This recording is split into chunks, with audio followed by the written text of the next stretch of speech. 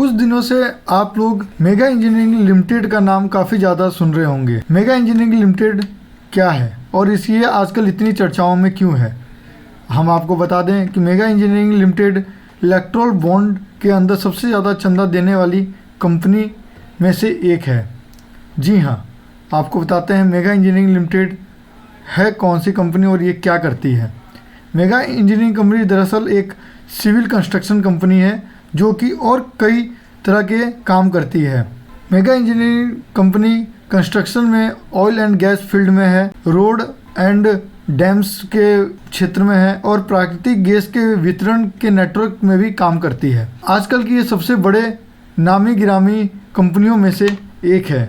Erectile bond 15 मार्च 2024 शाम election commission of India ने जैसे ही स्टेट बैंक ऑफ इंडिया द्वारा 12 मार्च को चुनाव आयोग के साथ डेटा शेयर किया, देश भर में बवाल मच गया। सोशल मीडिया से लेकर डिजिटल और टीवी न्यूज़ से अखबारों की सुर्खियों में सिर्फ इलेक्ट्रल बॉन्ड ही चर्चा में रही। चुनाव आयोग ने अपनी वेबसाइट पर आधिकारिक डेटा अपलोड कर सबको जानकारी दी। सुप्रीम कोर्ट के आदेश के चलते चुनाव आयोग ने चुनाव बॉन्ड का पूरा डेटा आम लोगों को उपलब्ध करा दिया। इस लिस्ट में उन कंपनियों का नाम है जिन्होंने राजनीतिक पार्टी को चंदा देने के लिए इलेक्ट्रल बॉन्ड खरीदे थे। इस लिस्ट में शामिल टॉप 2 कंपनियों में पहली एक lottery company future gaming and hotel services नाम की कंपनी है और दूसरी सबसे बड़ी company mega engineering and infrastructure limited है। आपको बता दें कि फ़िलहाल मेगा इंजीनियरिंग लिमिटेड की वेबसाइट काम नहीं कर रही है, सिर्फ होम पेज को ही एक्सेस किया जा सकता है। कंपनी के सभी प्रोजेक्ट और डिटेल को फ़िलहाल वेबसाइट पर आम लोगों द्वारा एक्सेस नहीं किया जा सकता है। मेगा इंजीनियरिंग लिमिटेड को आमतौर पर मेगा इंजीनियरिंग के नाम से जाना जाता है। इस कंपनी ने अप्रैल 2019 में पहला और अक्टूबर 2023 में आखिरी बार डोनेशन किया। सबसे बड़ी बात यह है कि 2019 से 2023 के बीच इस कंपनी ने 966 करोड़ रुपए के इलेक्ट्रल बॉन्ड खरीदे। SBI द्वारा जारी किए गए इलेक्ट्रल बॉन्ड डेटा के मुताबिक मेगा इंजीनियरिंग से जुड़ी 3 कंपनियों ने भी काफ़ी चंदा राजनीतिक पार्टियों को दिया है, लेकिन टॉप पर 2 कंपनियां हैं जिसमें से एक मेगा इंजीनियरिंग लिमिटेड का भी नाम है। आइए जानते हैं मेगा इंजीनियरिंग लिमिटेड किसकी कंपनी है और ये इसका फाउंडर कौन है। आज देश के 54वें सबसे अमीर आदमी हैं। फोर्ब्स ने उनकी कुल संपत्ति 37,300 करोड़ रुपए आंकी है। 361 वेल्थ हुनर इंडिया रिच लिस्ट 2023 के अनुसार यह बिजनेस लिस्ट टाकून इंजीनियरिंग और निर्माण उद्योग में सबसे अमीर व्यक्ति हैं और रेड्डी ने पिछले 1 साल में अपनी संपत्ति में 24,700 करोड़ रुपए जोड़े हैं। इस कंपनी के ओनर का नाम पीपी रेड्डी है। अगर आप यह सोच रहे होंगे कि पीपी रेड्डी को बिजनेस विरासत में मिली थी तो आप बिल्कुल गलत हैं। रेड्डी का जन्म एक साधारण किसान परिवार में हुआ था। वे अपने माता पिता की 5वीं संतान थे।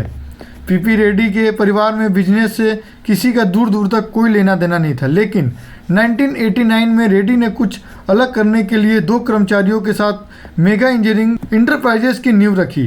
पिछले 33 वर्षों में रेड्डी की इस कंपनी ने दिन दोगुनी रात चौगुनी तरक्की की और पीपी रेड्डी को भारतीय धन कुबेरों की सूची में शामिल कर दिया गया। अब रेड्डी की कंपनी का नाम mega engineering and infrastructure limited है। रेड्डी की कंपनी शुरुआत में नगर पालिका के लिए छोटे छोटे पाइप बनाती थी। 2 साल बाद उनके भतीजे पीपी रेड्डी ने भी कंपनी ज्वाइन कर ली।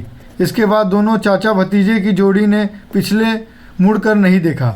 छोटे पाइप बनाने वाली मेगा इंजीनियरिंग सड़क, बांध और प्राकृतिक गैस वितरण नेटवर्क और लिफ्ट सिंचाई परियोजना के निर्माण करने लगी। अब बड़ी बुनियादी ढांचा परियोजनाओं के निर्माण में महारत रखने वाली एक बड़े खिलाड़ी के रूप में कंपनी स्थापित हो चुकी है। पीपी रेड्डी की कंपनी ने भारत की सबसे बड़ी लिफ्ट सिंचाई परियोजना का निर्माण किया है।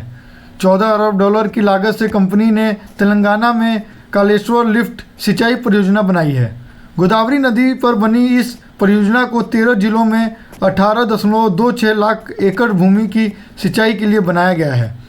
पीपी रेड्डी कालेश्वर परियोजना को नदी का विस्तार कहते हैं। रेड्डी हैदराबाद में एक आलीशान घर में रहते हैं। इसे डायमंड हाउस के नाम से पुकारा जाता है। यह चमकदार हीरे की तरह दिखता है, इसी वजह से इसे लोग डायमंड हाउस कहते हैं। रेड्डी के पास अपना निजी गोल्फ कोर्स भी है। आपको ये बता दें कि बीजेपी के आने के बाद से ही मेगा इंजीनियरिंग लिमिटेड का इतना ज़्यादा विस्तार हो पाया।